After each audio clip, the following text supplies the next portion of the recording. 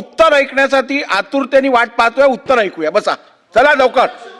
माननीय अध्यक्ष महोदय, चला मंत्री महोदय घ्या. मी आपला आभारी आहे. मी बोलतो ना. चला मंत्री महोदय उत्तर घ्या. महोदय सन 2000च्या विधानसभा विधेयक क्रमांक 64 या संदर्भामध्ये सभागृहाच्या सदस्यांनी ज्या भावना व्यक्त केल्या आणि काही मुद्दे या संदर्भात उपस्थित केले, मी त्यांचा सर्वांचा मनापासून आभारी आहे.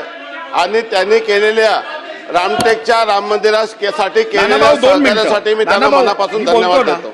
नानाभाऊ 2 मिनिटं बसा.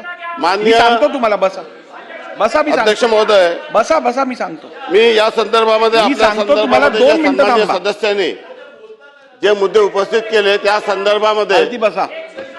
मी ज्या सदस्यांनी जे उपस्थित केले मुद्दे त्या संदर्भामध्ये नको नको थांबा थांबा. नानाभाऊ नको आता. नानाभाऊ बसा. बोला मंत्री महोदय बोला. नानाभाऊ ओ नानाभाऊ. मंत्री महोदय तुम्ही बोला ना. असं काय करता. माननीय अध्यक्ष महोदय, आपण बसा. रामटेकच्या मंदिरात हा जो न्यास करत आहोत तो कायद्याद्वारे करत आहोत आणि या कायद्यामुळे आता शासनाचा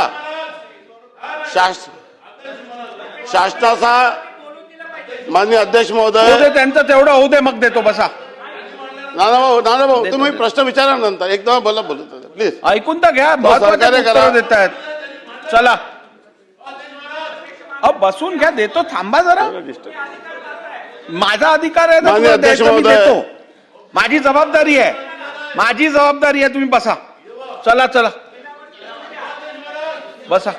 बोला. रामटेकच्या राम मंदिराचा जो कारभार आहे तो पूर्वी पुण्यातील एक व्यक्तीला प्रशासक केलं होतं.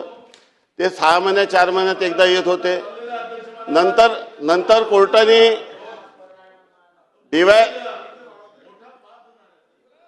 DYSP रामटेक यांना प्रशासक केलं. त्या DYSP ला कायदा सुव्यवस्थेच्या वेळेत अडचणीमुळे वेळ मिळत नव्हतं.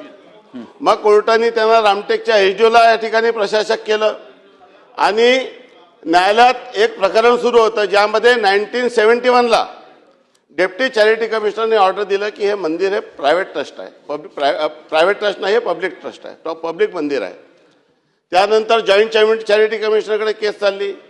त्यानंतर डिस्ट्रिक्ट कोर्टात केस गेली आणि त्यानंतर हायकोर्टात केस गेली.